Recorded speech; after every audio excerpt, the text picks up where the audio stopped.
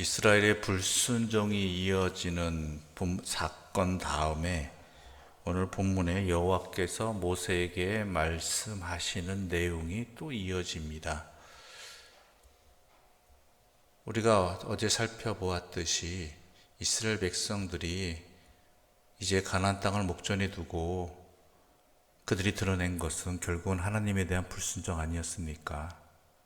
그래서 하나님의 심판의 말씀을 듣고도 깨닫지 못하고 또 불순종하여서 가나안 땅에 쳐들어갔다가 헛되게 당하는 그러한 참 비참한 결과를 맞이했죠. 불순종에 불순종을 더하고 있는 것입니다. 그런 가운데 하나님께서 앞서 심판하신 내용이 출애굽의 제1세대들은 여호수아와 갈렙을 제외하고서는 그 땅에 들어가지 못한다라는 것, 그 안에는 모세도 포함되어 있죠. 그런 상황입니다. 자, 그런데 그런 다음에 하나님께서 모세에게 너희는 나에게 이렇게 제사하라는 명령을 하고 계십니다. 그것도 어떻게 명령하시느냐? 2절의 말씀을 함께 읽어볼까요? 2절입니다. 함께 읽겠습니다. 이스라엘 자손에게 말하여 그들에게 이르라. 너희는 내가 주어 살게 할 땅에 들어가서. 여기서 여호와께서 말씀하시는 대상이 누구인지가 분명하게 나타납니다. 이스라엘 자손에게 말하는데 그들에게 이르기를 너희는 내가 주어 살게 할 땅에 들어가서. 즉 가나안 땅에 들어갈 백성은 누구겠습니까? 출애굽의 1세대를 제외한, 물론 여호수아와 갈렙도 포함이겠지만, 즉 광야에서 태어난 그러한 백성들을 대상으로 하는 것이지요. 자, 여기서 이들의 심각한 고민이 떠오릅니다. 그것은 뭐냐면 하나님 말씀대로라면은 출애굽한 1세대들, 자기의 부모, 자기의 할아버지 세대, 그러니까 이런 사람들에게 제 2세대라고 해야 되나요? 2세대들에게 있어서 큰 두려움이 있는 것입니다. 뭐냐면 가나안 땅에 들어가는데 자기들에게 조상의 지식과 또한 여러 가지 경험들을 들려줄, 어찌 보면은 애굽 땅에 살을 앗던 사람들이잖아요. 애굽 땅에서 제 1세대들은 애굽 땅에서 그 강대국으로서 또한 나라가 무엇인지, 또한 백성이 무엇인지, 주권이 무엇인지 하나의 통치 체제를 경험한 이 세대들이 사라진다라면 과연 우리는 어떻게 가나안 땅에 들어가서 저 강대한 이방 민족을 상대로 해서 살아갈 수 있을까라는 근심이 생긴단 말이죠. 오늘 같은 경우에는 지식이나 지혜라든지 여러 가지 경험들이 기록이 남아 있어서 또 여러 가지 형태로 후손들에게 전수가 되지만 이 당시로서는 기록이 남아있는 것도 아니고요. 오직 자기 조상들의 경험이 녹아있는 그러한 지식들이 있어야지만 가나안 땅에 들어가서 살 수 있을 것이라는 생각이 든다는 것이죠. 그러니까 두렵죠. 근심되죠.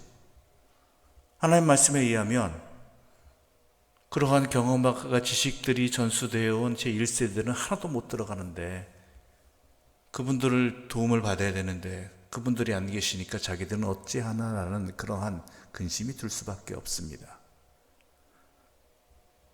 우리가 타지에 가서도 이민 간 사람들에게 있어서 가장 두려운 것이 뭡니까? 낯선 땅에 들어가서 어차피 사람 사는 거에 다 똑같다고 생각할 수 있겠지만 그래도 낯선 곳, 낯선 땅에 갔을 때 그 누군가의 도움이 절실하지 않습니까? 먼저 그 땅에 살고 있다라든지 그와 유사한 경험을 갖고 있는 삶의 선배들의 도움이 절실합니다.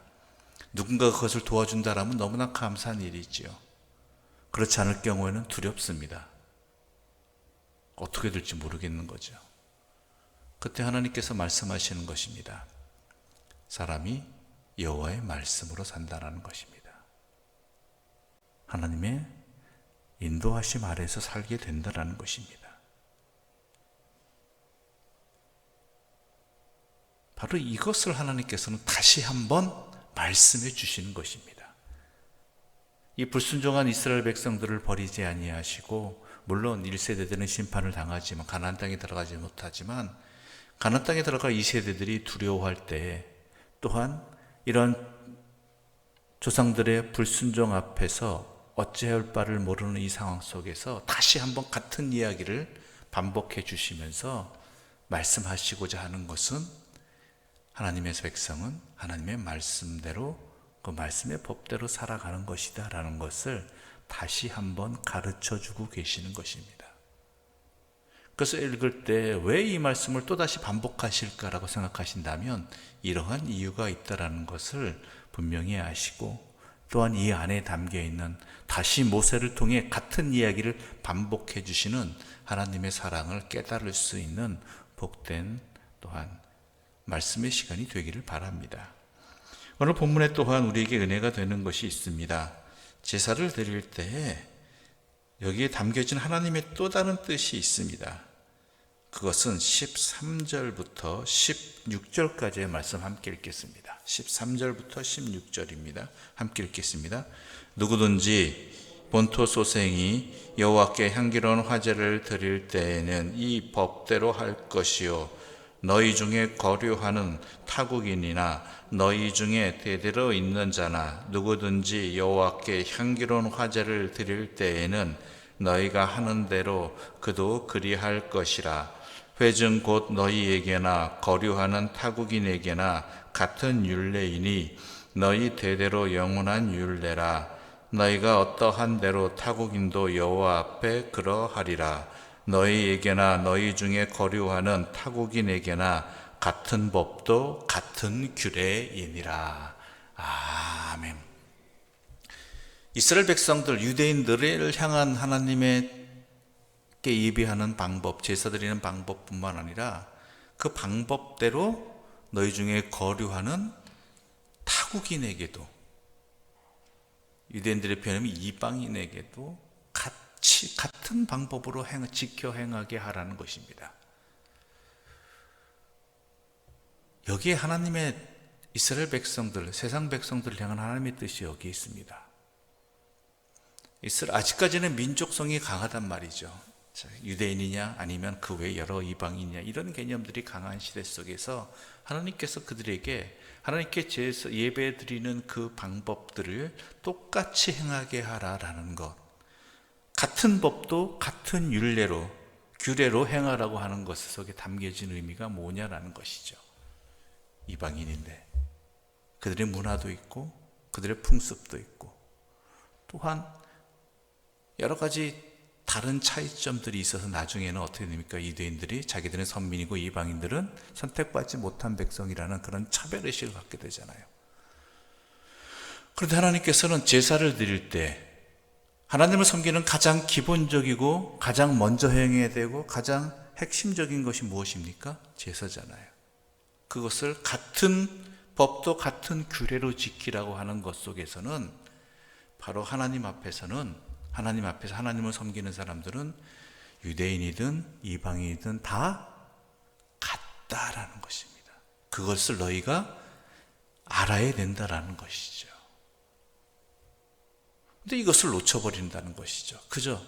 그러니까 하나님 말씀대로 살아가는 것은 좋은데, 말씀 그 글자대로 지키는 건 참 좋은데 왜 지키게 하셨는가의 의미를 잃어버리면요, 똑같은 제사를 드리면서도 유대인, 이방인 서로 차별하는 거예요.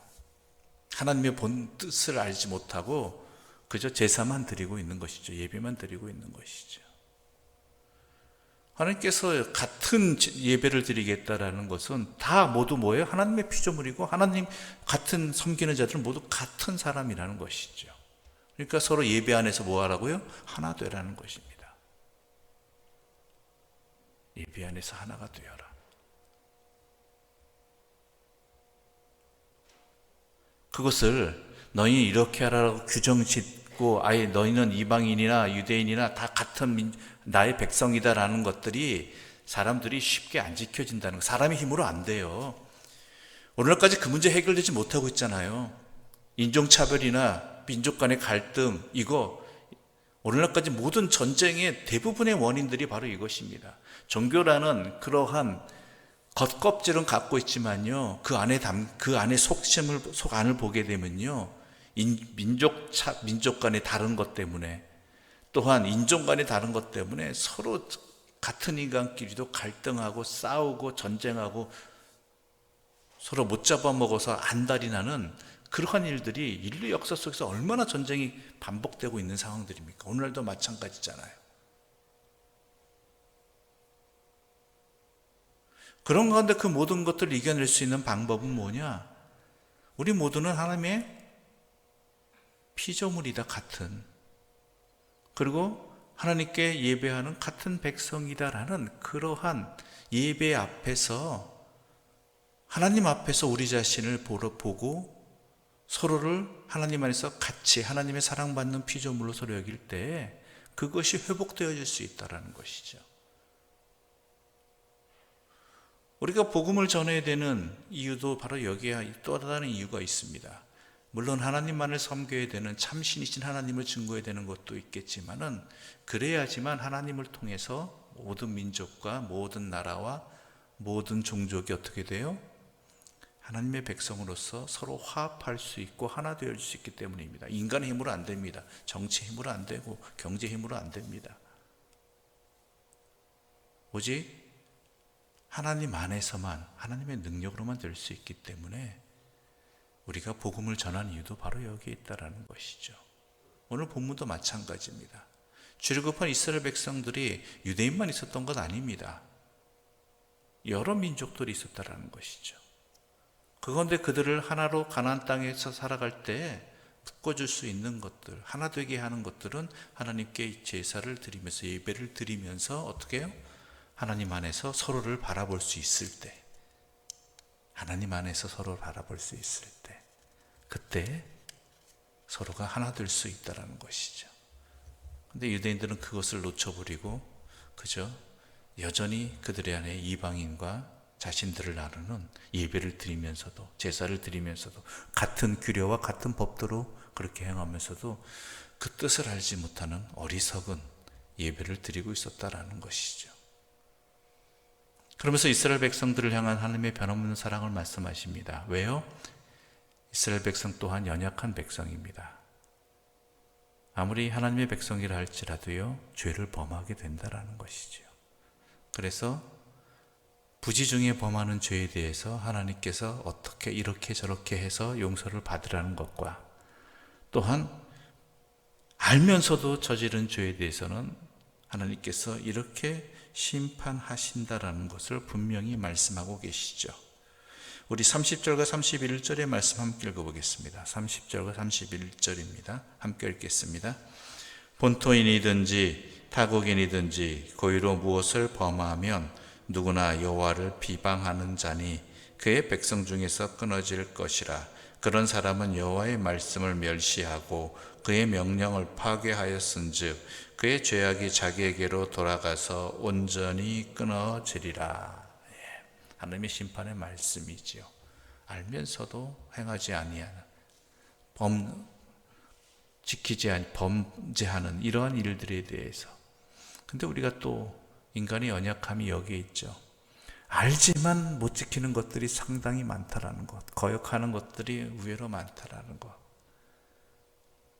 온전히 끊어질 것이라는 이 말씀 속에서 담겨진 하나님의 뜻을 아시겠습니까?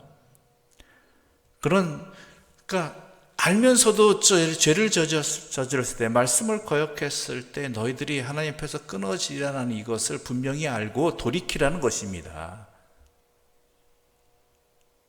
그냥 심판의 말씀을 딱 하고 끝내시는 것이 아니라 그 안에는 너희가 진정으로 알면서도 거역할 경우에는 하나님께서 하나님 앞에서 끊어지는 심판을 당하게 되니까 그 심판 전에 어떻게 해요? 깨닫고 돌이켜라라는 것이죠. 돌이켜라. 돌이키지 않으면 반드시 끊어진다. 이것을 알라는 것입니다.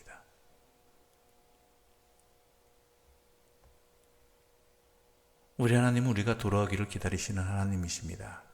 우리의 연약함을 아시는 분입니다. 부지 중에 저지른 죄도 있겠지만 알면서도 저지르는 죄도 있다라는 것을 아십니다. 그럴 때 강력한 말씀을 통해서 돌이켜야 함을 분명하게 말씀해 주시는 것이지요. 그러니까 이 말씀 안에서, 이 무서운 말씀 앞에서 우리는 도리어 하나님의 사랑을 깨닫게 됩니다. 뜨겁다고 얘기해도 말 안 듣는 백성에게, 우리는 말 안 듣는 자녀들에게 이렇게 얘기하잖아요. 뒤어봐야 안다고. 뒤었을 때 거 봐라. 내 말 안 듣고 만져서 건드려서 뒤었지 않느냐고 끝내지 않잖아요, 여러분. 어떻게 해요? 그 딘 상처를 치료해 주잖아요. 그러면서 다시는 그러지 말라라고. 이제 알았겠느냐, 알지 않느냐라고 이야기해 주시는 것이죠. 하나님도 마찬가지입니다. 우리 더 큰 사랑으로 우리를 또한 품어주시기를 원하시는 분입니다. 즉, 이 말씀 속에, 끊어지려는 이 말씀 속에 담겨 있는 것은, 그러므로 혹여나 알면서도 저질렀을 때 너희는 그런 심판의 자리 앞에 서게 되니까 그 전에 돌이켜라. 내가 언제든지 너희를 용서하리라. 다시 고쳐주리라. 같이 싸매주리라. 이 말씀이 이 안에 담겨진 뜻인 것입니다. 그러면 이 말씀 우리는 도리어 기쁨으로 받아야 됩니다. 감사로 받아야 됩니다. 우리의 연약함을 보시고 또 우리의 모든 상황 속에서 우리를 회복시키고자 하시는 하나님의 사랑을 깨달을 수 있어야 됩니다. 그렇게 하나님의 말씀은 우리에게 힘이 되는 것이고 내 발에 등이 되는 것이고 우리의 생명이 되시는 것입니다. 기도드리겠습니다. 하나님 아버지, 감사합니다. 오늘 우리들에게 다시 한번 이 말씀을 들려주신 것 감사합니다. 이 말씀을 통해서 이 말씀을 지키게 하신, 듣게 하신 하나님의 뜻을 밝히 알려주셔서 감사합니다. 우리가 낯선 환경을 살아갑니다. 사실 오늘 하루도 우리가 이전에 살아보지 못한 새로운 환경이고 새로운 시간이고 새로운 발걸음입니다. 그래서 어찌 보면 두렵고 떨리는 시작이 되었습니다. 그러나 우리는 두려워하지 않습니다. 왜냐하면 이 모든 것들을 주관하시는 분은 하나님이시고 우리는 여호와의 말씀대로 살아가면 그 어느 상황 어느 자리에 있건 간에 우리는 살아갈 수 있고 또한 생명의 길로 나아갈 수 있기 때문입니다. 감사합니다.